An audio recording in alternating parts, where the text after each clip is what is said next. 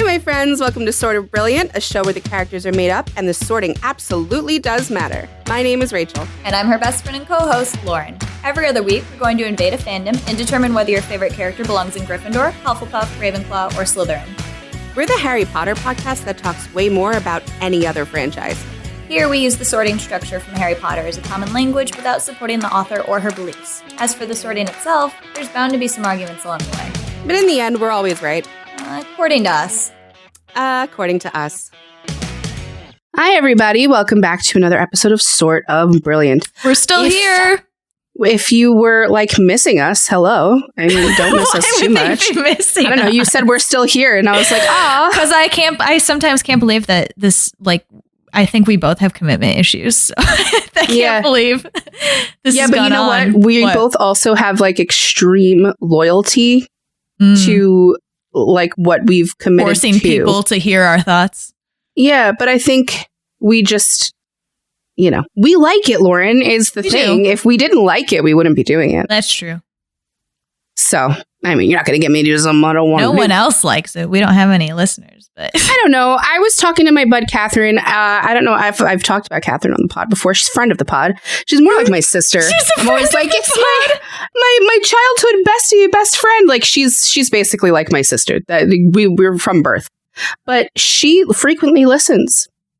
And she's recommended it to people. There are people in Arizona that listen. Wow. Today we're talking about... you know what? I keep wanting to just say Wakanda Forever. Even in my test, I was like, today we're doing Wakanda Forever because it's so stuck in my head. But we are talking about the Black Panther series and T'Challa's various various movies that he appears in and everything. He's in 4. Yeah, although not very much in 3 of them. No, they're all pretty telling of his character though. So I'm interested in talking about him. I mean, yes, but he that's the thing. That's the cool thing, I guess, about T'Challa. He really only has one movie. Yeah. And it's it's like my husband's favorite Marvel movie, and for me it's definitely top 3 as well. Panther. It's visually stunning, the writing's amazing, the score is amazing, the acting's out of this world. I don't know how they did something that wonderful. Because Ryan Coogler, is it Coogler or Cogler? I don't know how to pronounce his last name, but he's pretty fucking amazing. Just really, really genuinely good. One that I don't mind rewatching. Because some Marvel movies, I'm like, I'd rather skip this one in the big rewatch. Because, we all be rewatching Marvel from time to time. I'm excited to get to that one. And now, so obviously, spoilers for Wakanda Forever. Go see that movie. Yeah. I don't know if this is going to be one I look forward to on my rewatch, just because it was so deeply emotional, and it I saw it last night and I came home my eyes were swollen from crying so much in the theater, and I just passed out. Well, guys, we're back. We cut a bunch of stuff out because the boiler man came to my home so that I have heat this winter. But we're back and I'm ready to get emo. So that being said, this movie deeply upset me. I think it deeply upset a lot of people. I think pretty much you go into it obviously expecting to be sad, and obviously, contrary to what we said earlier about not caring about any actual actors and only about their characters, I do care about Chadwick Boseman. When he died, I cried. So I will say that I care about your well-being. Yeah, for sure. Obviously, I don't want your health to decline. No, I don't want anything. But I wasn't accusing you of wishing dead upon actors. I'm just saying I connected to him as a person. I was extremely sad when he passed. Beautiful soul, extreme talent, and it was a heavy absence, but it was deliberate. And I really liked they didn't try to overwrite that. I really liked they didn't try to, in any way, shape, or form, put a Band-Aid on the loss. They just straight up said, this is what it's like when somebody dies. We're going to highlight that. And we're going to highlight how monumental this loss and this pain is. And you're going to sit in that grief. And something Lauren had said to me, she saw it first, was that it's a discussion of grief, and then they don't give you a way out of it. And I really felt that. And it just dawned on me afterwards that it was just okay, well, that is what actual grief is. That is what actual loss is. A genuine, true grief and loss there is no getting over it. There's only going through it. Yep. And I think that was a really beautifully done story. I think they did it. They surpassed my expectations of what I thought they could have done with it. It was really beautiful. And I mean, if we get into plot points and talk about it, I already warned Lauren, I will cry. I mean, I talked about too. It's like a love letter to women. Like this entire, like Wakanda Forever was entirely about women, and how women react to grief in different ways, and how that is affected by societal and cultural pressures and expectations specific to women. So, yeah, it is. I mean, that's heavy on the female perspective. Yeah, that affected me too. Just the expectations behind how women should react in the face of death. Yeah, you have it from the mother's perspective, the spouse's perspective, the sister's perspective, the soldier's perspective. Like it's just rough. And if you are that role in any capacity, like as you're watching it, it's really hard to not feel it. Like I think the heaviest part was like I have an older brother, and Shuri's whole character arc, the whole thing, it just kept getting me thinking about the loss of that, and what that would be like, and how horrible and gut wrenching that would be, and how there is no fixing that. You just have to live with the loss and the weight of it, and then you dictate how you want to live the rest of your life with that loss, because there's no getting rid of it. And it was really interesting.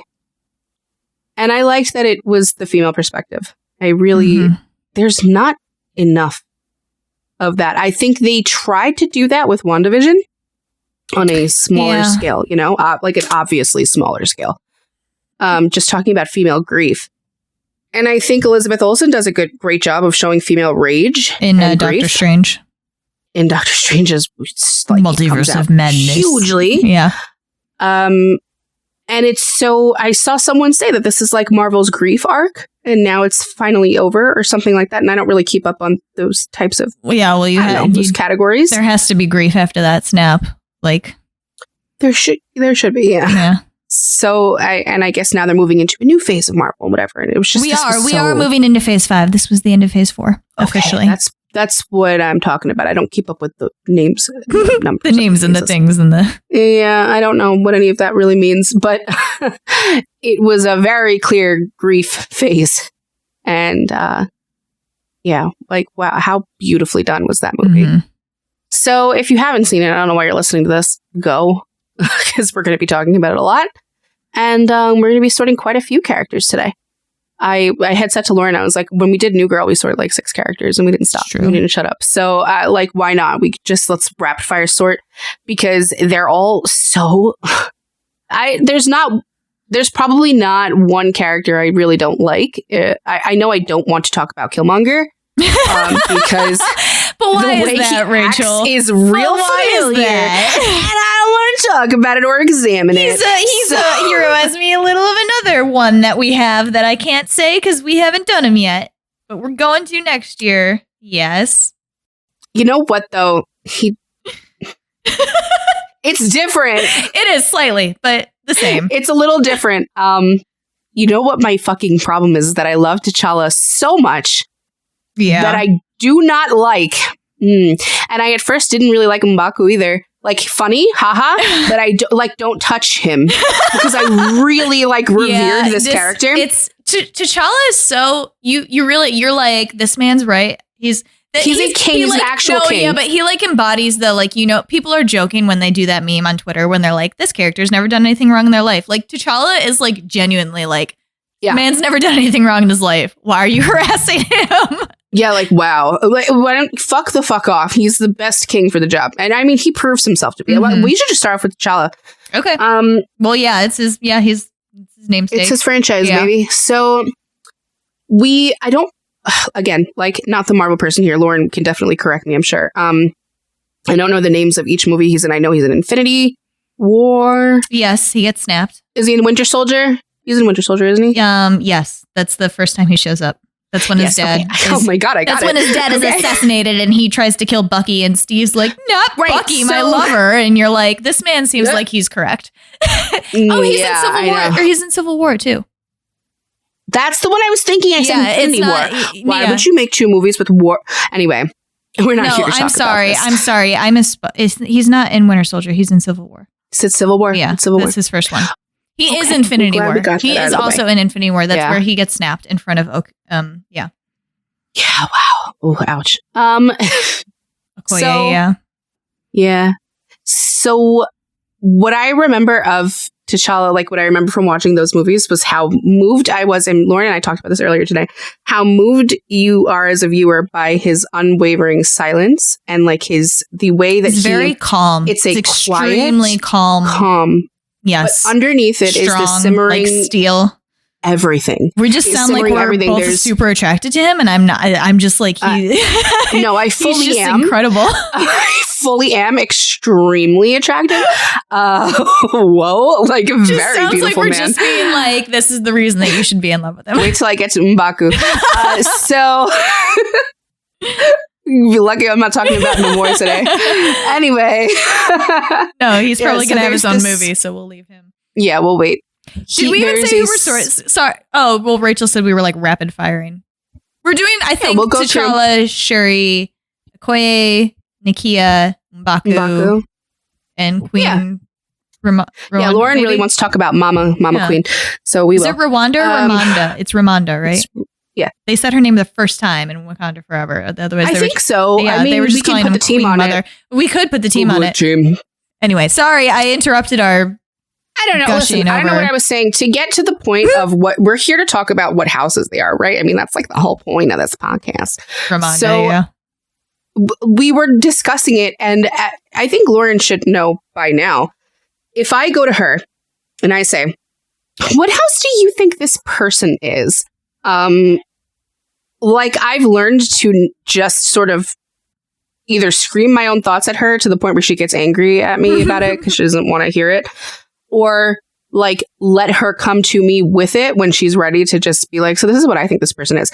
If I go to you and I say, what do you think this person is? This has happened about 3 or 4 times now. Mm-hmm. It's likely that it's because I think that person is a Ravenclaw. And I'm weirdly attached to it, and I don't want you to dismantle it. You've definitely done that at times when it's not a Ravenclaw, but okay. I just remember it's notable to me the times that it was a Ravenclaw because it was Doctor Strange and Jack Sparrow. Because you're so scared of. I really didn't want to fight about it, like because I was like, I'm not going to be like moved. I really don't think I am, and I don't. But you're also like, but I have no reasons to give you. It just is. And that's the other thing is that especially with T'Challa too now, like there is such a Ravenclaw vibe to this man, to this character. So there's something so specifically crazily Ravenclaw about him, and because he's so quiet. He's such a quiet presence that is somehow also so fucking loud. It screams Ravenclaw to me. Mm-hmm. And I was glad that we talked about it a little bit beforehand because I was able to actually think about it a little bit more than just sit with it in my head. I mean, you could have thought about it before I told you what I thought because then you could have had things to say. Oh, okay. No. All right. I have to. No. I like to talk things through and then the thoughts come to me as I'm thinking them. Brainstorm sesh. As I'm talking about them. Yeah. Do my greatest thinking in a brainstorm sesh. But yeah, very much a Ravenclaw, like especially now that I've kind of sat with it. So I think what's cool is that there's like we talk about how Lauren and I have just created like the scales that none of you know what we're talking about. One day we'll put them out there along with the beautiful graphics that Rachel has made. They're really nice. She stopped making. I made a couple more actually. I'm going to keep going. Don't worry. So Ravenclaw touches Slytherin and Gryffindor, and I think it's interesting because as I was thinking about T'Challa's character, I think he has a lot in common with Gryffindors in how he, especially with his father passing, he's very like, shoot first, ask questions later. He's very like, I'm going to fucking kill this guy. I don't want to hear it. There is nothing that can change my resolve. I'm going to fucking do it. It's what's right. It's what's morally right. And there's something like super Gryffindor about that. But when he's met with the reality, he goes into it like an eye for an eye. Mm-hmm. And then like what happens is he's I mean, Killmonger calls him noble, and I guess I would ascribe that word to him somewhat, but it's almost like it's a weird nobility because I still think he mostly listens to himself, which to me is very Ravenclaw to me. Yeah, he was like, an eye for an eye, I'm gonna kill this man, and then he sees like what it does, because this is during Civil War, so he sees like how this like all these other stupid plebs and how like this is tearing them apart or whatever. And he sees what this man was doing to them. I think it's described as like Lauren, the movie doesn't matter. I'm saying. I think that was Winter Soldier, but he's also in Civil War, isn't he? I thought so when I said it, but I'm not sure anymore. Now I'm confused. These Marvel movies are all the same. There's too many. But anyway, the thing of it is that the vengeance consumes, and he doesn't want that. Well, and also he goes up there he's already decided that he's not going to kill this man, but it's Zemo. But he goes up there to kill him, and the guy's ready because he's done what he wanted to do, and he wants to be killed at that point. And T'Challa's like, I'm not gonna. Like, you have to sit with what you did, and that's a way worse punishment for you. But he says some shit about like stopping the cycle. Like, I'm not going to continue this like murderous rampage. Like, that doesn't help anybody. So he basically tells him, which I actually love this because this was carried through, I mean, probably intentionally, but you know, like the storyline happened because Chadwick died, which is extremely unfortunate. It wouldn't have happened otherwise, but this was carried through that T'Challa was like, I have to sit in my grief for my father and learn how to deal with that without murdering you, which is like carried through Wakanda Forever. But yeah, no, that was extremely Ravenclaw to me. Like, he figured that himself. He didn't go through any like dream walking sequence. Like, the way he got in Black Panther. The way Shuri kind of needs M'Baku's guidance in Wakanda Forever, like T'Challa very much didn't. No. He's his own. I mean, like, he almost. There's actually no moment of that. I think he confers with what he thinks people he respects would say. Confers with is the operative word. Yeah, I know, but but what I'm saying is like it's really himself he's conferring with, but he dresses it up like this is my dad. This is. Yeah.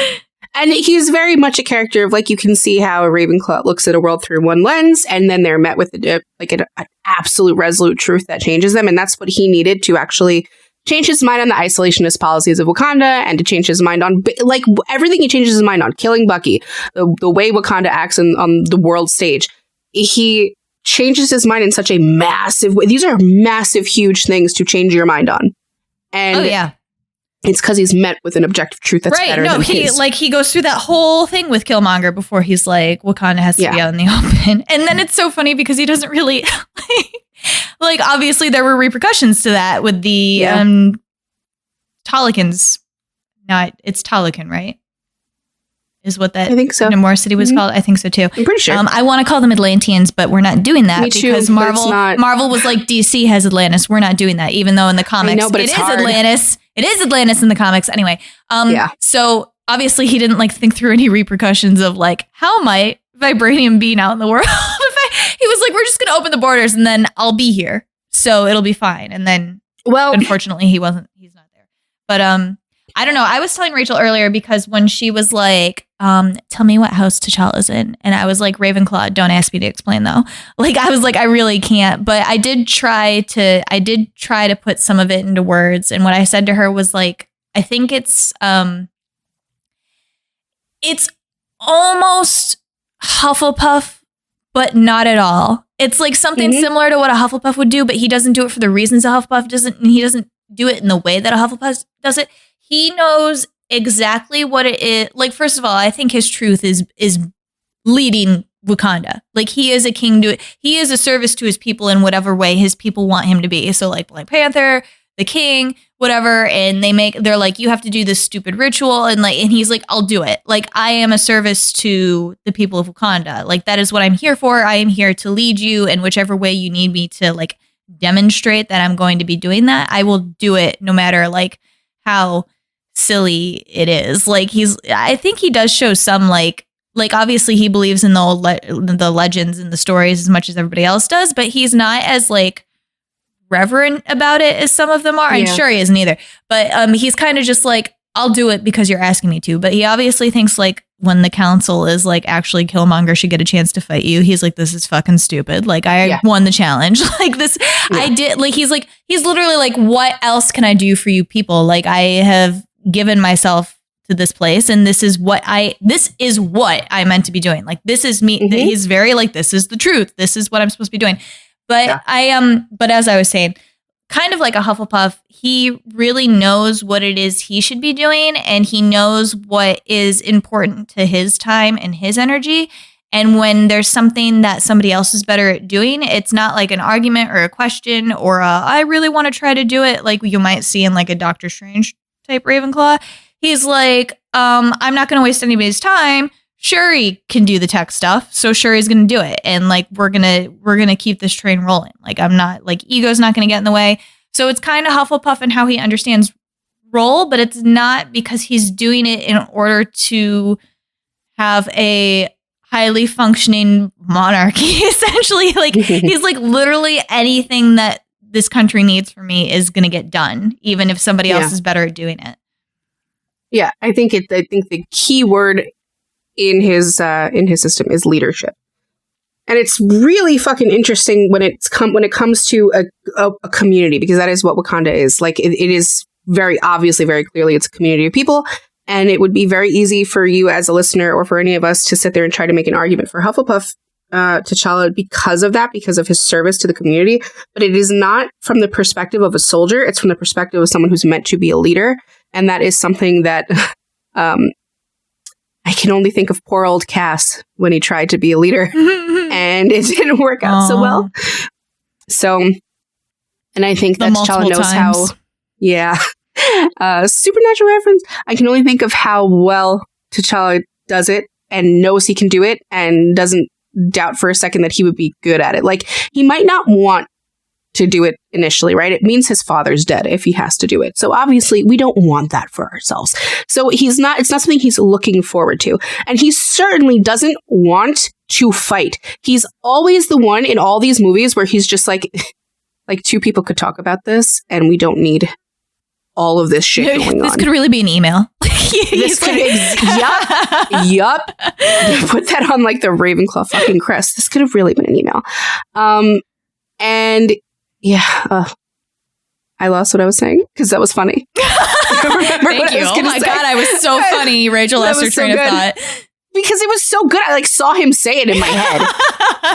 I'm saying that he doesn't want to fight. And you see it also with Killmonger. Like, if any of you are Doctor Who fans, which I'm sure I know some of you are, if you ever watch Capaldi's season, there's this incredible speech. It's called The War Speech. You can find it on YouTube. It's like, I've watched it many times out of context because Capaldi's run is not my favorite, but this one specific scene is incredible. And it's just this man going on this huge rant, trying to prevent a war from happening. And he says at the end of it all could be prevented. Every fucking war could be prevented if everyone did what they were supposed to do at the beginning, which is sit down and talk. And that is so T'Challa to me. Like, we can talk about this. We do not need to fight to the death about this. And I mean, he's not going to hesitate to fucking kill you if he has to fucking kill you. But he really doesn't want to. No, you're. I mean, Killmonger comes in, and none of these people knew what happened. You know, except like the priest or whatever. The I don't remember if that was his official title, but the guy that was there with his dad who saw his dad kill his brother. Right. None of these people knew about Killmonger. None of them like were purposely like leaving him out or like neglect and so Killmonger shows up and is like, I want all of you dead. Fine, semi-understandable. But all of these people are like, and especially T'Challa are like, I don't know who you are. You did not grow up in my country and you want to come like boss us around.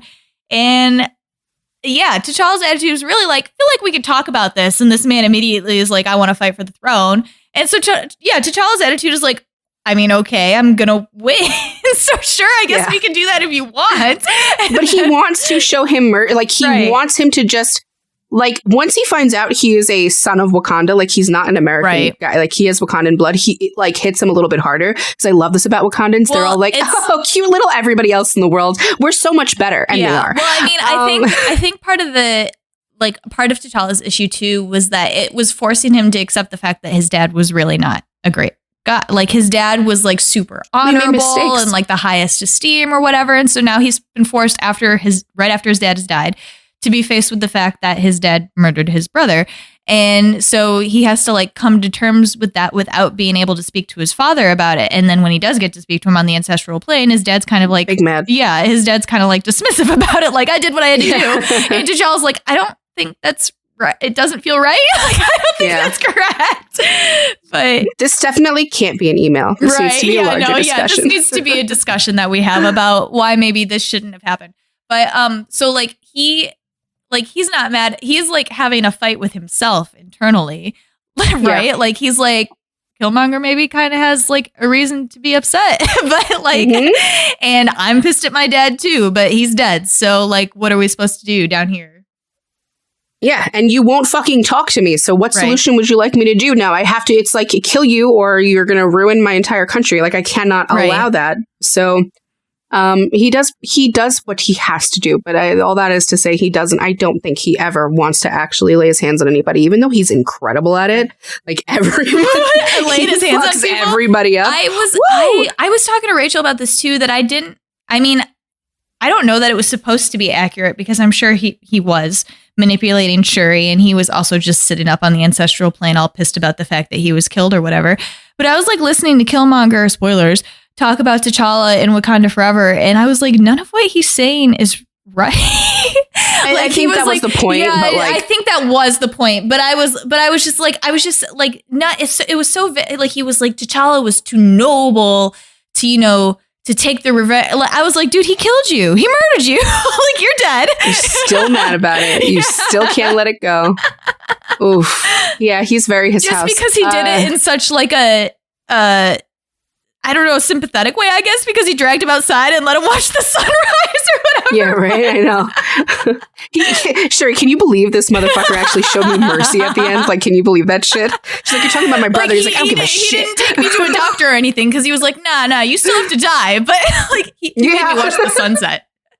That is mad Ravenclaw. That's so funny. Like, you're obviously not going to stop. So death is the answer here. But no, definitely not. I also actually wanted to talk a little bit about how he's a Ravenclaw in his relationship as well, because him and Nakia don't have like you don't get this great on-screen love affair, but and it's very Ravenclaw the way he is about it. He's totally like, she's off doing her thing and he's like, all right, I'll find her when I need her. And he does. Like, And he's like, I don't think Wakanda should open up its borders and do all that shit. And she's like, actually, they should because blah, blah, blah, blah, blah, blah. And he's like, wow. You'd be a stubborn queen. And she's like, yeah, to be good at it. And he's like, yeah, that'd be great. Like, it's just, he just fully accepts it. He takes it. He's like, when you're ready for me, baby, I'm here. Like, that's it. When you're ready. Like, that is so fucking Ravenclaw to not get so in your head and in your feelings about it and go like beg this woman. He just lets her be. It's so calm and quiet and respectful. And obviously, I love him. Obviously, it worked for him because they had a kid together before the snap. Like he was obviously, they had a relationship. The way my ass cried, the way I cried. I knew that had to have been coming and I knew I knew the kid was going to be named after him because I knew they were going to Black Panther. There was going to be a T'Challa again. Do you know that the kid was the kid that they showed in the scene with his mother when his mother got to Haiti? He was one of the 3 kids. That was there. Yeah. That fucked me up. That whole thing really fucked me up. Because you're sitting at the end of it and you're watching Shuri flip through the memories and you're like, fuck. And you're just sobbing. And then they hit you with that shit. And it's real hard. All right. Rachel's attempting to take it somewhere else. Yeah. Take it somewhere else. All right. Well, I mean, that was a very heartwarming moment. And then they had the audacity not to have an end credit scene. They only had the mid credit. They were like, movie's done now. You get nothing else. Wait, I have to tell you guys. We got home and George was like, I know there was supposed to be another. I didn't wait because I told him there isn't one. Like I've looked it up. It's been out for a while. There isn't one. He's like, yes, there is. Yes, there is. So he gets home and he goes on YouTube and he looks it up. And I'm like, he clicks the first video. I'm like, George, Disney would never, ever allow this to be up. It's got 23,000 views. And he's like, no, it is. It's Dr. Doom's mask. I told you there was another one. And I go and I'm like, have you read the comments? This is from Rise of the fucking Silver Surfer from like 2003. What are you doing? And he was like, fine, whatever. Forget it. Get a nut. Oh, it was really funny. I needed that laugh after all the crying last night.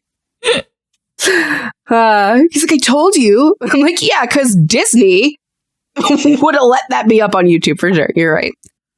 All right. Well, T'Challa's big time Ravenclaw, and I'm just really happy that Lauren also got the vibe. Like, and I'm glad that I'm so happy when my feelings are confirmed. I'm so glad that makes me. No. Yeah.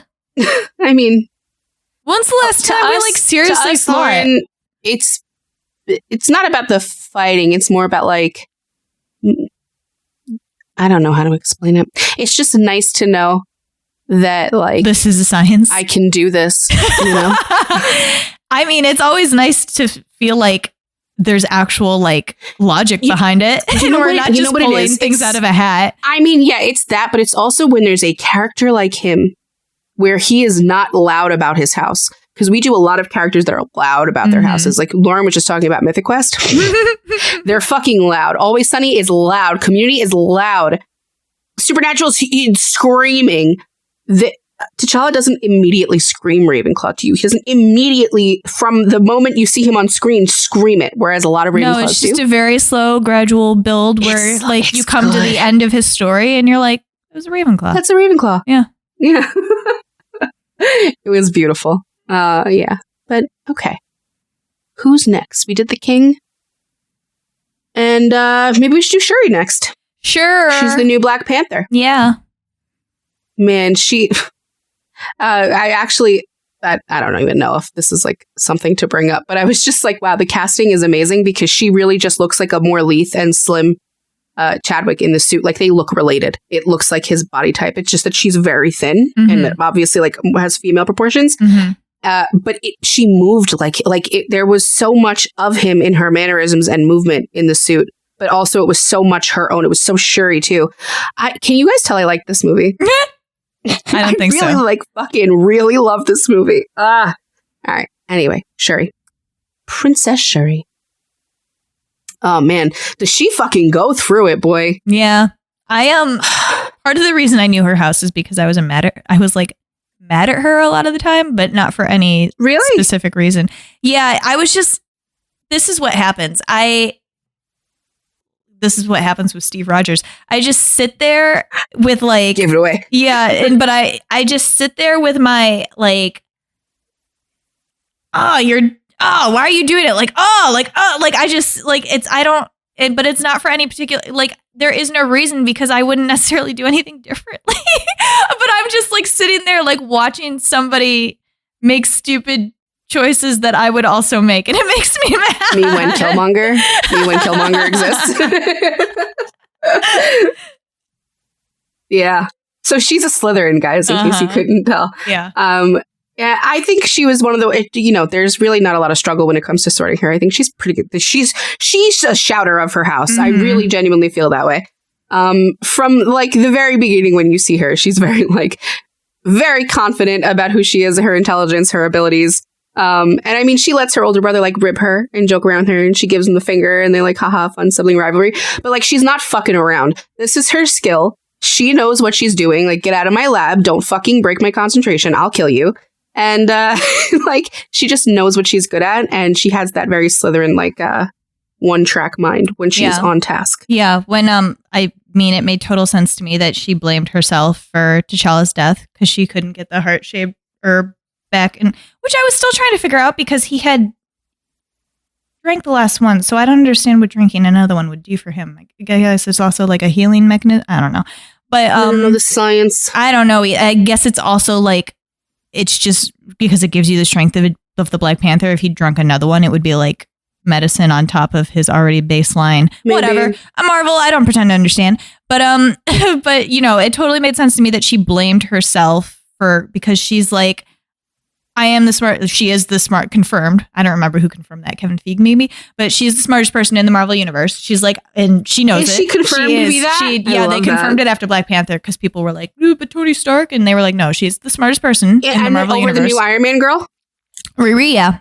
Well, I mean, they said this back in Black Panther, so I don't know if somebody surpassed her from that point. Will she take her throne? But, yeah. But But she knows she is the smartest. Like, how can you not know? You're in the most technologically advanced country in the world, and you're the one building all their tech. Like, obviously, you were the smartest person in the world. So she like blames herself for not, and then later when they're like, oh, but you could still, like, you're still smart enough to create it. She's like, I didn't fucking care about creating it. I cared about saving my brother. I don't give a shit about your heart-shaped herb and your like traditions and all that bullshit and like this mantle of the Black Panther. Like, that is bullshit, and it didn't save T'Challa, and I do not care about it. Like, I don't subscribe to all this. Yeah, like, it's just, which, I mean, you see, like, the course of her story is that, so Shuri's story is that her brother's death caused a loss of faith, and she's trying to find it in something again. And I'm not really sure that this movie says that she did, but this movie does say that she understands other people's faith in things, because she doesn't kill Namor because she realizes that he's the Talokan's Black Panther. So I don't know, I mean, all of that is very Slytherin too, that she's maybe not necessarily being like, I have faith again, but I can respect and understand and logistically look at what other people put faith into and respect that. I think forgiving and forgetting are not strong qualities of a Slytherin. And That's true. Think that when you go through something so heavy, it doesn't even have to be that fucking heavy sometimes. It can be like a much lower skill, loss or betrayal or problem.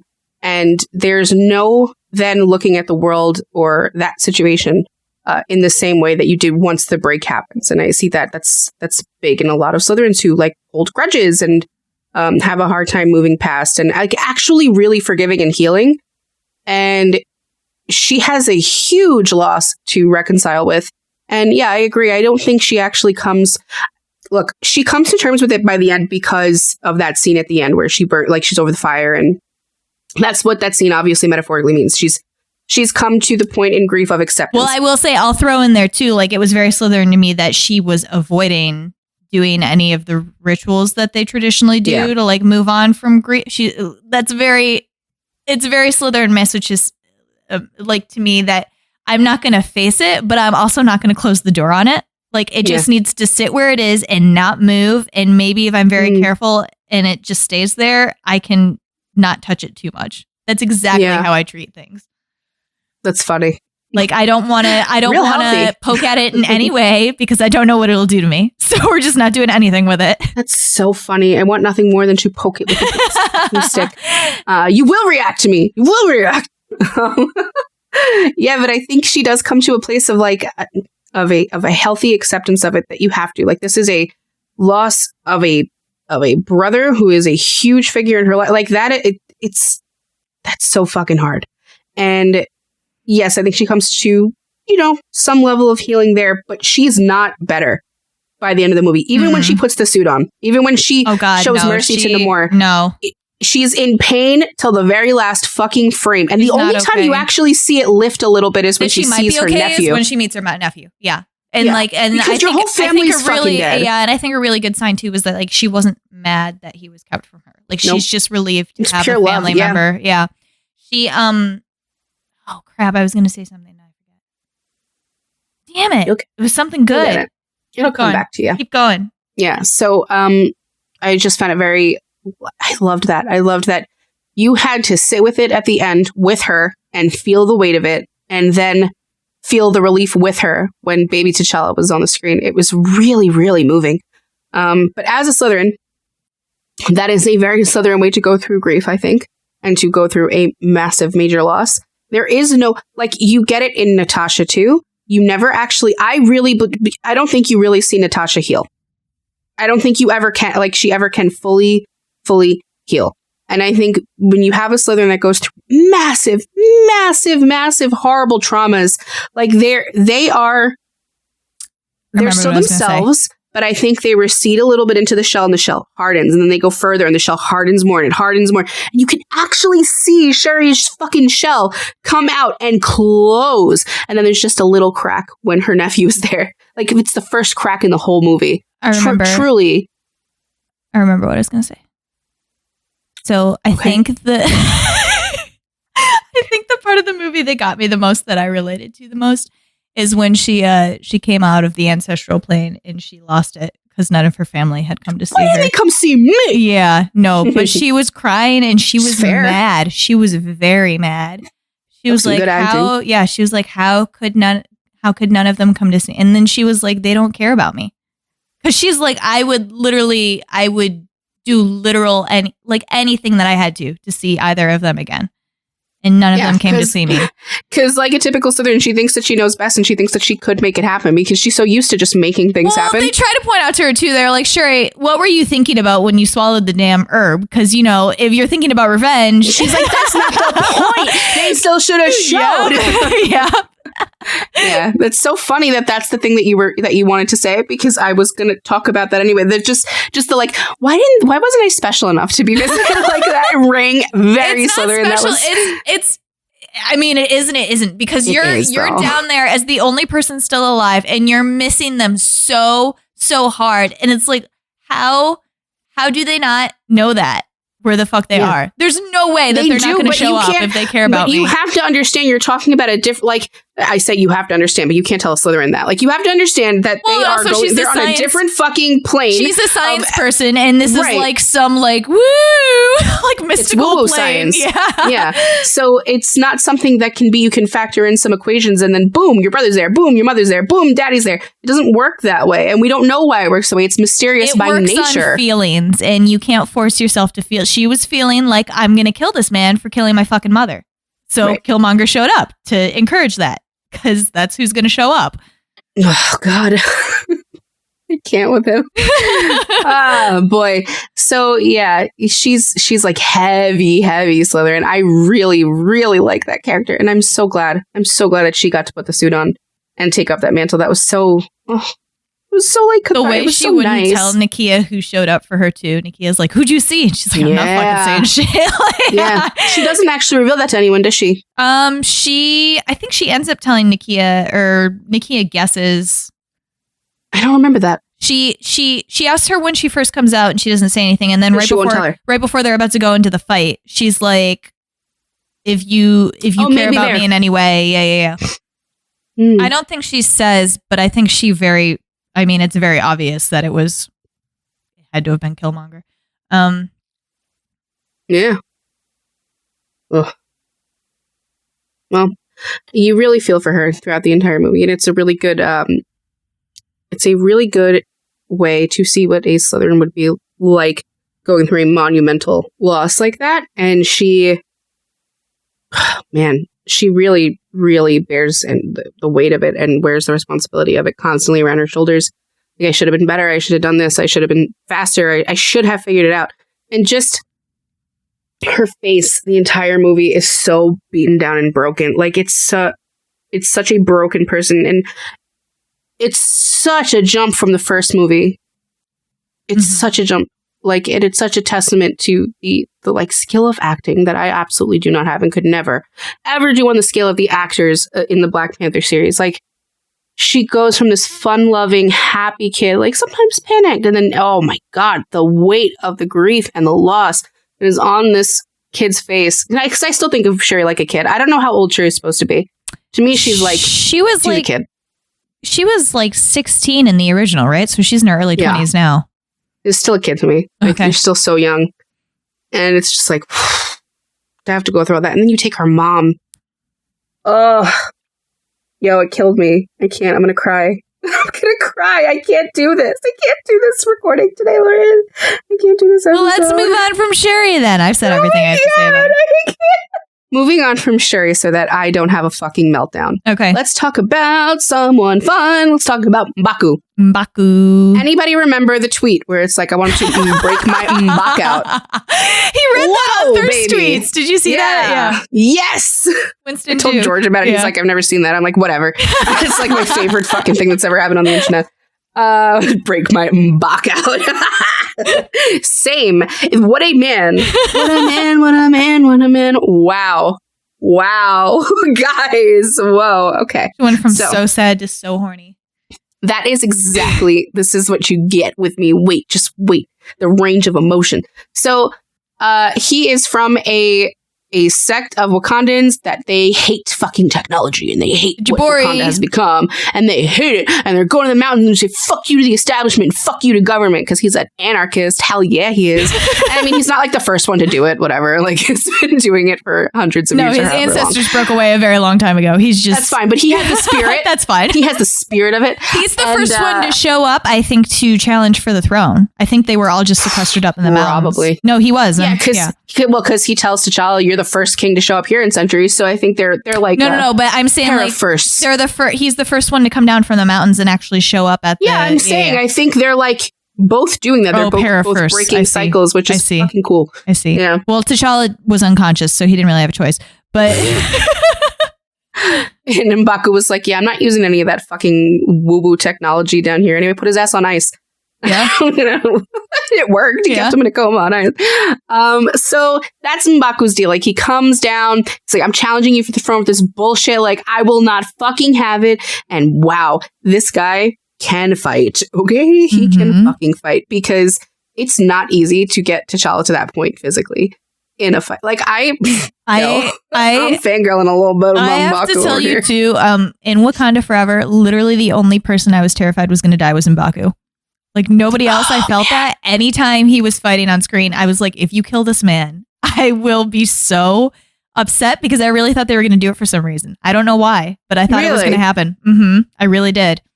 I was told that there would be no death in it for obvious reasons. I thought they were going to like really avoid that. And then they killed Mama. And I was like, you're a Who told you there would be no death? No, it's just that's what I believed going in. I thought you said I was told. Okay. I thought. And I mean, that's a fair fear, though. Like, he's not a main, you know, he's a side character in the main character's movies. So, that would have really hurt. Because his character's journey is so, it's a little bit, this is what I'm talking about. He's the new king, y'all. Hey. There's so first of all, M'Baku's a Gryffindor. And I was talking before. I'm sorry. This is something I have to say about Shuri too, real quick. Just like she didn't want to be Black Panther, obviously, because she didn't really believe in it. She's like, I don't want these people fawning over me for that reason. Or she took it on out of necessity, and now she's just going to do it because she was like, it's important to have the symbol, and I'm the only one who's going to do it. So like, whatever. But I love that she was like, yeah, but I'm not going to be like, I'm not into being queen. Like, I just want to sit in my lab and do my shit. So I thought that was very Slytherin too. That she was just like, sure, M'Baku, like, go do the fight. I don't care. Like, I don't want it. I could not give less of a shit about this M'Baku. Enjoy. But I was thinking about this earlier when I was talking about T'Challa and the overlap of the like unmoving Gryffindor grudge and how he has a little bit of that. And it's like, I think it's where the tips touch of the Ravenclaw and Gryffindor. There's a similarity. Yeah. And I think M'Baku's touches his here because it's the same type of shit. Hell yeah, they do. And I'll read that thing. And they fucking like... It's that. It's like he's got this preconceived notion of what Wakanda is, what Wakanda should be. He's not backing down. Fuck you, I'll fight to the death. And then, like, end of the movie, he's calling him brother. Like, he's met with a better truth, a better way of thinking, a better way. Promises him that he'll be the spiritual advisor to his sister when he dies. And then he's great at it. He's great at emotional support. And he takes it really seriously. It's a responsibility that has been bestowed upon him. Yep. Yeah. And he takes his responsibilities very seriously. You're right. He's really good at. He's not telling Shuri what she should do. He's like he says, "This is what I'm thinking," and she's like, "I think that's stupid. This is what I'm thinking." He's like, "Oh, tell me why. Like, I want to hear your thoughts behind that." And then she tells him, and it's mostly like anger, revenge, and he's just like, "Revenge is not the way." And that's like all he has to say. He's like, "I'm gonna let you make the mistakes you have to make," but he's like, why couldn't you just get that the way T'Challa just got it? Like, he just sat and talked to himself for a minute and understood that. He's such here's the Gryffindor, that he's such a range of contradictions because he's like, let's just kill the fish man. And then Shuri's like, I want to kill the fish man. And he's like, no, we shouldn't kill the fish man. Now I'm having second thoughts. Like, how many registered Gryffindor independents are there out there? We're just fence sitters, baby. Because you know what? We're scared of like fucking it up. So you got to go like so hard on something you're so passionate about and you're so committed to it. But then like what happens when someone blows that up? Now you look like a fucking fool. Won't be me. So, but it's interesting to see his growth and the role that he takes on in Shuri's life. Impeccable. This is the thing about Gryffindors. many of us are extremely emotionally intelligent for other people, not for ourselves. We cannot regulate. Exactly. We cannot self-regulate. We didn't learn how to self-soothe as babies. So we gotta fucking figure it out later. And he really is very, very that. It gave me big Dean vibes, the way that he was able to talk to like the little sister figure and coach her through this and get her through. And he was so good about it. Like, he wasn't sarcastic or anything. He just, it really meant a lot to him. Like, no, he promised to be this. Yeah, he was like, we're all sitting in grief. He was sitting in grief too. And he was not taking that lightly. No, that was rough. Stop talking about grief. Go talk about I forget who, he spoke up for Okoye, didn't he? When she was demoted? I think he did. He was the one who was like her husband. He's like, what about her fucking bitch ass husband? And Mama was like, where's her fucking husband now? I'm pretty sure he said something like, I'm not usually one to speak up. Like, I don't fucking care about this shit. He was like, but to be fair, she fucking was ready to kill her husband for this country. Like, yeah. And she's like, and where is that traitor now? Shut the fuck up. And I was in my seat like I was for many moments in this movie, feeling like I was getting yelled at. Like I did something really wrong. I gotta, the acting. All right, stop. I can't. I can't. It's so good. It's so good. All right. Yeah, he does. He speaks his mind. Okay, that's the number one thing about M'Baku is he's going to tell you exactly what's on his brain. He was like, wasn't it the bitch ass council who let Killmonger in here? Like, he was like, aren't you all the stupid idiots making the stupid choices, and now you're trying to tell us what to do again? Yeah. Oh yeah. And when he let them all come up to Jabari Land and like sit on council there, he was like, this is why I don't let anybody up here. Like, all of you. Like, yeah. It's also the like sarcasm and humor that not necessarily everyone's going to get. Like when he has, I don't know, Martin Freeman's stupid character's name. I don't know. Agent when he Ross. has him up there. Yeah, whatever. And he has him up there like, and he's just like, I'm going to just have my children eat you. Yeah. Don't worry. We're vegetarians. And he fucking seriously. Or the way he walks in Wakanda Forever, he's chewing on that carrot or whatever the hell it is. Yeah. Oh my God. He's amazing. I love him. Yeah. Okay, who else? I was shocked by the plot twist that Agent Ross used to be married to fucking Louis. I forget her fucking name now. What's her name? Why were you shocked? I didn't know that. I was like, what? Really? Yeah. I didn't know it either, but I wouldn't say I was like, well, I was because, I guess I know a little more about her character. Anyway. Probably. I don't know who that bitch is. Oh, okay. I have no idea. I just know she annoys the shit out of me and everything. She's building the Defender, that movie that's coming out with all like the bad guys turned good. Kinda. Okay. Although, Yelena's on it and I wouldn't say that she was a bad guy. Whatever. Anyway, continue. Sorry, M'Baku. I don't know. I was just gonna say that he's a goddamn fucking delight. Like every time he's on the screen, as only Gryffindors can be. That's correct. She said it, folks, not me. It's like really true though about him specifically as a character. Like he is so goddamn good at bringing levity to a scene. Like it was not easy to bring levity to this. And I mean, Okoye does it, occasionally with her little quips. Like she fucking kills me. But M'Baku does it too, and it's such a relief when it happens in a movie that's that heavy. And just listen, I don't know how to explain to you that this man is a Gryffindor. He screams it from the top of his like 6'5" body. He fights with a freaking like wooden ball at the end of a stick. Like it's got a name. It's got a special name. I don't remember. I didn't hear it. Yeah, his weapon is special. I don't know. He also it's something I learned through research of M'Baku. Okay. It's your own personal research. Okay. It was. I've looked him up a few times. I want to say too, like he does have main character syndrome, but it's not like overwhelming. He's like, he doesn't include other people in his story. He's just like, this is M'Baku's story, and M'Baku's the main character.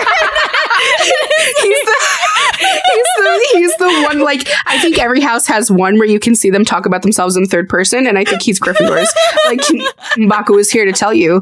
M'Baku's going to bark like a dog now, and you're all going to follow and also bark like dogs. This amuses M'Baku. Oh my God, I fucking love him. No, but you see mostly Gryffindors, it's like they're the main character, but they have to include everybody else in their fucking main character-ness. Sure. Like, he does not care that anyway. He's like, I've got my own story going on. Yeah. He thinks everyone else is stupid. He's like, all of you run this shit wrong. Not all of you are so dumb, except you, T'Challa. I love you, brother. That's it. The only one I respected. Oh my God. But he loves Shuri too. And I don't think that he would call her dumb. Born. Oh my God. It was born out of the stupidest fucking Gryffindor. It's because T'Challa didn't fucking kill him when he should have. Yeah. Yep. Debt for life. Debt for life. That's it. Like it's just eye for an eye shit. Mm-hmm. They really do touch tips. Those two. Enjoy that.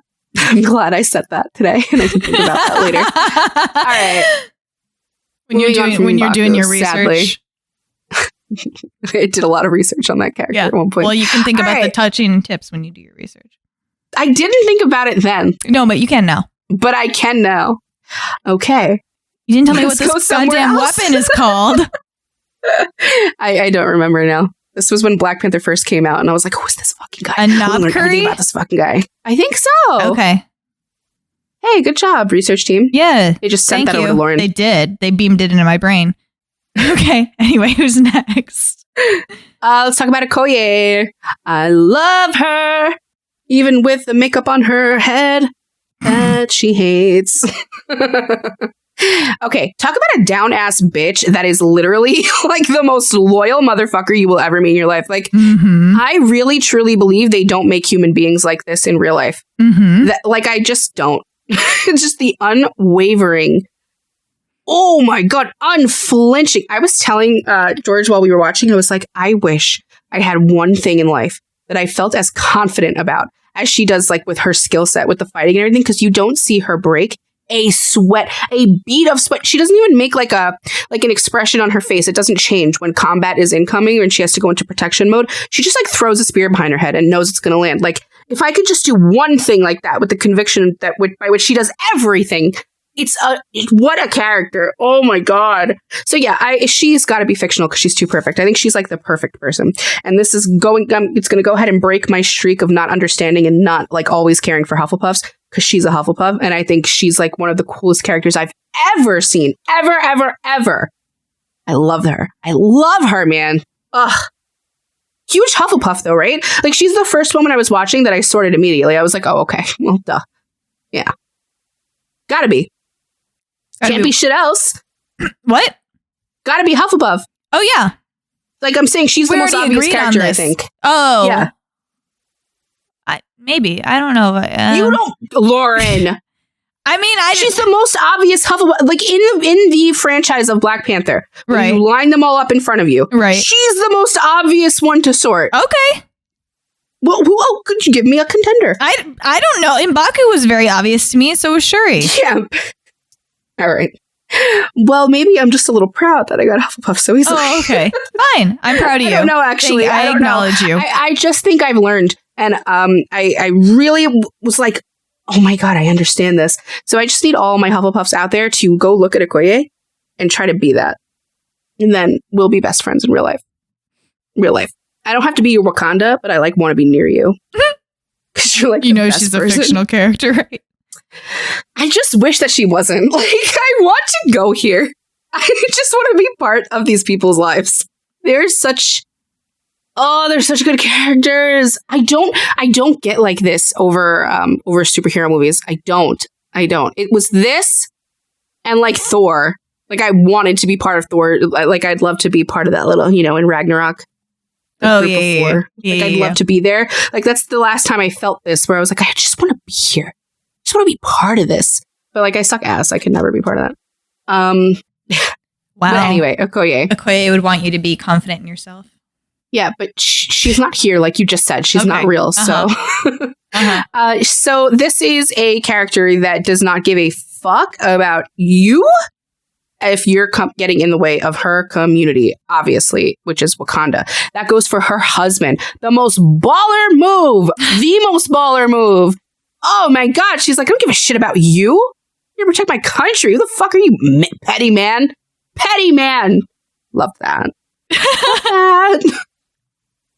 And then I really felt horrible for her. I'm sorry. We need to stay with it. We need to stay on that scene a little bit. He was like, "My love, would you kill me?" And she's like, "For Wakanda, in a heartbeat." Yeah. Yes. Yes. Oh God, a woman. No one else could ever. Like, you could never. You can try, but you could never. You know what I mean? She's so That's clearly, just a general statement. I mean, I don't know how much of it is an extension of, no, I think she would feel this way about T'Challa, even if he wasn't like King and Black Panther, but she so deeply loves T'Challa in like a friend way. Yeah. Like so deeply. She loves Wakanda and the royal family like they are her children. Mm-hmm. It's like a maternal love. She is their protector. Like that is what her purpose is in life. That is her role in life. It is. And I mean, to me, I don't know. It came across to me as when I was like just thinking about her, I was like, it's like a mother's love. It's like one of those pure, weird, intrinsic things that she just has it bore in her for her mother country and for the people who run it. And it's so, oh my God, to be like that for such a noble country and for such a great country is an amazing thing to see in a character. And I just did not agree with the Queen when she fired her ass.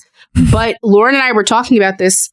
Lauren had said like she can't blame her for the way that she felt in firing Okoye, and I get that. And I just felt like that was a deeper commentary on the movie in general. Like I think you're looking at all of these characters doing things, some horrible, some not, some just in grief, some in pain, and you're like, yeah, I get it. I might not agree with it. Like I might not want you to do this way, but I get it. And it's like a huge theme throughout the entire movie. So I too understand, like she just lost her son and you convinced me to let my daughter go on this trip. Like you were going to be her protector and you fucking lost her. And I can understand and I can see that rage as a mother, as a leader. Like now you're done. But on the flip side, it's like when M'Baku came to her defense, like how much has this woman given? And then the Queen was like, have I not given enough? Yo, I was like ready to piss my pants. I was like, stop. Oh my God. I'm so sorry. I'm so sorry to everyone here.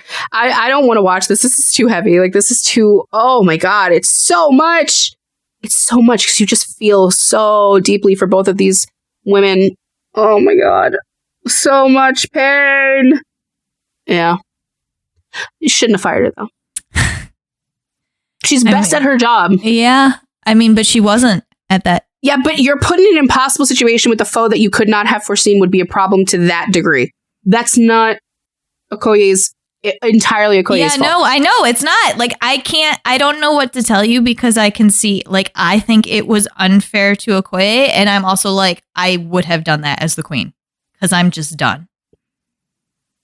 It's just hard to watch is all I'm saying. And she was like, I get it. She was acting as a queen and as a distraught mother, not as somebody who cares about Okoye. So yeah, I just couldn't believe like I was watching any of this.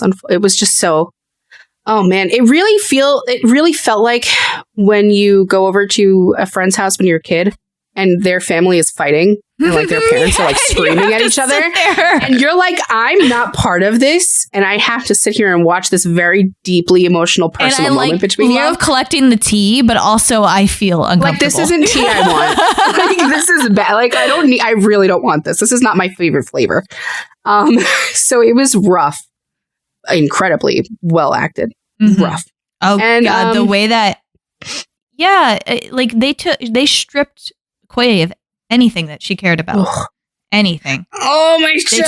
They took away her being, essentially. Like that was tearing the wings off of Cass. Like you're killing me. Because do you remember when you said that Dean Winchester was Castiel's religion? Yes. Wakanda is Okoye's religion. Yeah, absolutely. And it's like there is nothing else to take from her. You might as well kill her. And she would be the first to say it. Like the only reason then she's still living at that point is for the possibility of being reinstated and being forgiven.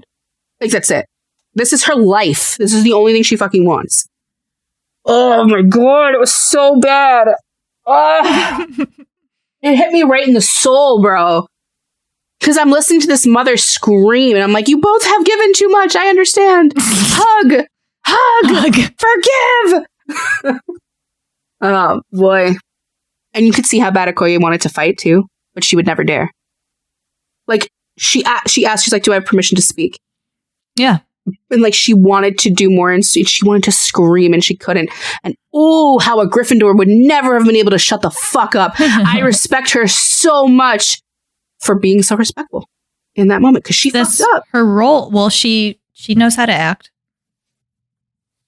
It couldn't be me. I don't know how to act. I don't know how to act. I got no control over myself. She's a really, really remarkable character. Just like I definitely said before, the conviction with which she does everything. Mm-hmm. Unbelievable. It is very Cass, like very like I simply won't fail at this because I am the best at this. It's an incredible character. I am meant to do this, so I will do it. It's a little Thor. Yeah. I think her and Thor would get along. I'm upset that they haven't spoken to each other. Would. I think they would. They probably would. And Okoye being the one to be like, why wasn't that Scarlet Witch bitch down here? Like, where the fuck was she? It's just, she's got it. She's always on point and saying the thing that, like, it just makes the most sense. Doing the thing that makes the most sense. She's so impressive. I really like her, guys. I fucking love this character. So yeah, I think now we've got all 4 houses right now. We do. Wow. Woo. Exciting. That's awesome. All right. Let's do Nakia. Rachel wanted this to be another Ravenclaw relationship so bad. I wanted it so bad. But it's not to be. We'll have to find another one for George, who refuses to watch Nancy Drew. Did you have George sort any of these people? I would love to hear what he thinks. No, but I will go ask him after. And I'll let you know. I want you to ask him right now. Almost. I want to report it on the podcast. Okay, go ahead. Start talking about Nakia, and I'm going to send him a text. Okay. And I'm going to ask him. Yes. So Rachel was like, "Do you think Nakia is a Ravenclaw?" Because she was excited, as was I. I seriously put some general like real thought into this because I was like, "Oh, it could be a Ravenclaw. That'd be fun." But I do not think she is. My first gut instinct on Nakia was that she is a Slytherin, and that is where I have landed. She's pretty much convinced me. Yeah. It was hard for me to part with the Ravenclaw thing because she has the quiet calm that T'Challa has. Yeah. But it's different. Yeah. It's definitely different. It is different. It's not like Ravenclaws are so weird. I can't explain them, but like or T'Challa's especially, but when there's a quiet calm, it's just like they're just like fine with what the world is. They're just like, it's like that's what the calmness is. Whereas like Slytherin, like Nakia's confidence is she's just like, if a problem comes up, I've got it. So like there's no reason to be like not calm. Like what am I worried about? Nothing. So Nakia, I was explaining to Rachel, like I said, I really put some thought into this. Like Nakia leaves seemingly so easily, which is like a Ravenclaw trait, but she is leaving for several reasons. The first one, and the one that she expresses to us and tells us, is that she is helping her country, and this is the way that she can do it. She infiltrates and she like saves Wakandans in other countries, and she wants the borders to be open and blah, blah, blah. So I was telling Rachel, I really think the way that Nakia loves and treats Wakanda is as if Wakanda is an entity that is a part of her circle. Like it's not like Thor where it's like Asgard is the people, like where all the people who are in Asgard matter and make up Asgard. Like to Nakia, Wakanda is the thing. Like Wakanda is the entity, and Wakanda is part of her circle, and she is going out there to protect Wakanda. But the other reason that she is going out there, the one that she doesn't tell us, but is very easy to see, is she is getting into a deep emotional relationship with T'Challa, and she is avoiding it.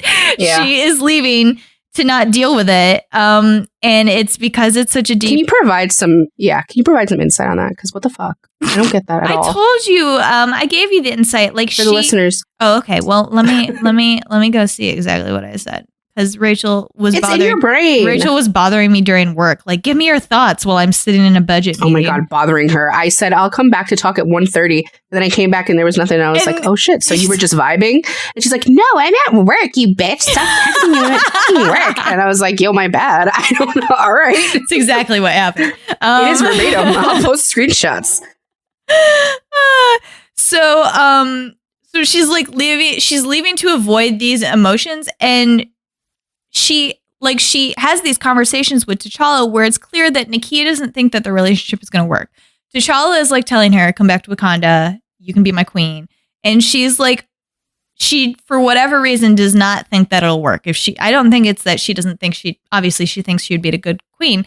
She's just like, this is not for me. I'm really good at a lot of things. I'm good at languages. I'm good at espionage. She's really, really good at anything and infiltrating countries. But she's like, I'm good at what I want to be good at. And so I want to keep doing what I'm good at. Like, I don't want to come back and be queen. I don't want to. She had no desire to be Black Panther when Shuri figured out the heart-shaped herb. She was like, I do this thing and I want to continue doing this thing. So she's like, so her thing is like, listen, T'Challa is the king and he's an amazing king and he's really good at being king. And I'm not going to distract him from doing that when I'm here and I don't think the relationship will work. And I'm amazing and have the skill set to do this other stuff.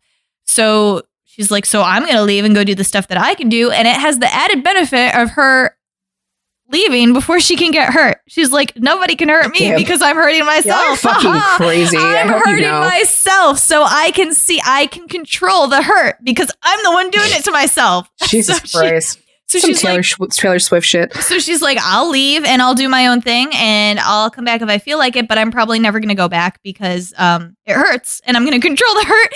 So you'll notice anytime that anybody from Wakanda needs her, like she hears about shit happening and she doesn't go back. They have to go to her and tell her, we need your help, specifically you. Please come back. And then she's there immediately. Like she's there for her people, but it's her person. Her people is her person. She is not showing like it's so weird. It's T'Challa and Wakanda. Like that's. I was telling Lauren, I was like, "Yo, what a cool brain this character has. Mm-hmm. She's so fucking interesting. She is. I think and she's so productive. Like she's hugely productive. I was like, this kid comes out, and I'm like, oh, so she got pregnant right before the snap, and then she was just like a single mother building a whole ass orphanage. And continuing, she became. My God, is that when she had to have been pregnant? Yeah, right before the snap, because the kid was like 6. So I have to look at a timeline. So that's T'Challa. Fucking wild. What happened is she probably had the kid while T'Challa was snapped and named him after T'Challa, and then T'Challa came back and met the kid, and then he got sick. Holy fuck! Yeah. Wow. God damn, and not a tear dropped. Not a tear spilled. Yeah, because only a year passed between his death and like the meat of the movie. So the kid had to have been born right before the snap because T'Challa was gone for those 5 years. That's insane. Do you know how long it was supposed to have passed between everybody coming back and him passing? Probably no more, just like his movie and then this movie. Well, like 6 years passed. Okay, because the snap was 5 years. Wow. But I think because probably Endgame was 2017. No, like that was the snap was 2017, and then Endgame was 2023. That's when everybody came back. I'm sorry, the movie was released 2017. Oh, I don't know what the timeline actually was. Yeah. Forget it. They're in a different. They're in a different. No, I can't even actually put my spin on this. But I don't think much time passed between the people coming back in Wakanda Forever because Phase 4 was all supposed to be like immediately after the snap. So then she's just like, or after Jesus the snapback Christ. or whatever. Yeah, so she's incredible. So she got T'Challa back after 5 years, and then he got something about this movie too. I liked that they kept it ambiguous as to what he was sick with and how he got sick, because they could have made it like a whole plot point. Like this is one of the side effects of being snapped and then coming back or whatever. And like this could be happening to anybody or whatever. And they didn't. They let it could have been like Chadwick died of pancreatic cancer and they were like leaving it open that like maybe this is, it happened. It wasn't for any reason. Just sometimes it happens. Yeah. Yeah. Oh, it's rough. Yeah, but Nakia, like, insane that she raised a kid as a single mother and kept doing, she was like head of that. T'Challa made her head of the outreach program, like the Wakandan outreach program. So she was, and she kept doing it. Like she did not. She's just given a task and completes it. There's nothing. And I mean, like, that's the other, like I talked about this earlier, like it showed how women handle themselves and how society, but it also gave us a different way, like, every single one of these women were handling grief differently. Hugely, hugely. And Nakia's was very quiet and accepting, but she had something to live for. I was gonna say she also, like, in the conversations that she had with Shuri, she sounds like, and this is very, I mean, Shuri's also a Slytherin, but Shuri Shuri was convinced that she could do something about it. So that's where the denial came from, that like I could have done something about it and I didn't. So I don't want to face this. Yeah. Whereas the way that Nakia talked, she sat down with T'Challa and had conversations with him about him being gone. And they had this whole conversation with their kid about what they were going to do when his dad was gone and like how they were going to honor the existence him. of the kid and her obviously being part of that. Right. Whereas Shuri... But she got to have that closure with T'Challa, which Shuri wasn't with him when he died because she was so focused on, fixing him. Yeah. That's some heavy shit. Mm-hmm. I don't like it. Mm-hmm. Hurts my soul a little bit. A lot of it. It's weird too because we're in tandem talking about the loss of a real person with a character. I know. It is very strange. But I think given this like immense tragedy that you how do you handle it? And I have to really give them kudos on how beautifully they did handle it and how they addressed it. Did not skimp on it, did not take shortcuts, nothing. Like it was perfect. At least in my opinion. I really enjoyed it. Oh, I'm sorry, it was colon cancer, not pancreatic. I wanted to look that up. Yeah, no, it's important to acknowledge. But all right. Okay, so Nakia, so we have 2 Slytherins now. Do we have a third? Let's talk about the mama. Are we going real fast with her? With who? With Nakia or with mama? With Ramonda. We're doing her? You said there's not a ton to like. I don't even know where I put her. To be totally honest, I didn't think about it because you said we might not do her. So I actually, it's tough because she's one of those characters that like being a mother is the prevalent force. So, I mean, yeah, there's so much more to her, but so much of her is through the lens of a mom. And it's through the lens of a grieving widow with children. And she's trying to navigate like how to handle this. Now my son has to be king. And her whole thing is just mom. Mm-hmm. It's mom. And then in the second one, it's that, but in grief. So I don't know how to put that in the back of my mind to sort her because every character, every house obviously has mothers in it. And it's, like, is it fair to put her in a specific box when some of what she's doing is just because she's a mom and it's what any mother would do? Mm-hmm. So I'm also not sure where I landed her. I want to say Slytherin. Really? Vibes only. I don't get that vibe. Vibes only. Just the strength in character. It's not quiet, but it's like if I had to go powerful. Off vibes without thinking about anything, I'd say Gryffindor. Wow. I don't know. I had a Slytherin vibe from her the entire time because it's almost that kind of no nonsense Slytherin that like she has to be fucking stoic. And she has to be strong. And she just pushes through and just does what she's supposed to do. And she's not resentful of it. Like, the only time you see her blow up is when it gets to be too much. Now, I think she's insanely resentful of it. What do you mean? I think she's insanely resentful of the fact that she's given everything and everything was taken from her. I'm saying that's the only time you see it is when she hits an emotional point of, oh, no, now you've taken both of my fucking kids. I think that's her entire motivation. That she is, that's probably why I would put her more in Gryffindor. Maybe it's that we're reading her totally differently because I see a woman who just does what she has to do, just puts her face on and does what she has to do and does not lash out in the way that I think a lot of Gryffindors would. So I didn't get that vibe from her because I was just thinking in her position, like how much of a massive... lash? Like she lashes out at Okoye. She literally physically lashes out once. And it's like really deserved. She takes it out on Okoye. And I know, but I'm saying that's the only time she does it. And it's really, really deserved in that moment. And that's kind of what I was getting at with it's a mother's reaction. That's not a house react. That is a mom's reaction. Any mother at that point, when you push them to that point now, my husband's dead, my son is dead, and now you've lost my daughter, you're fucking, it's done.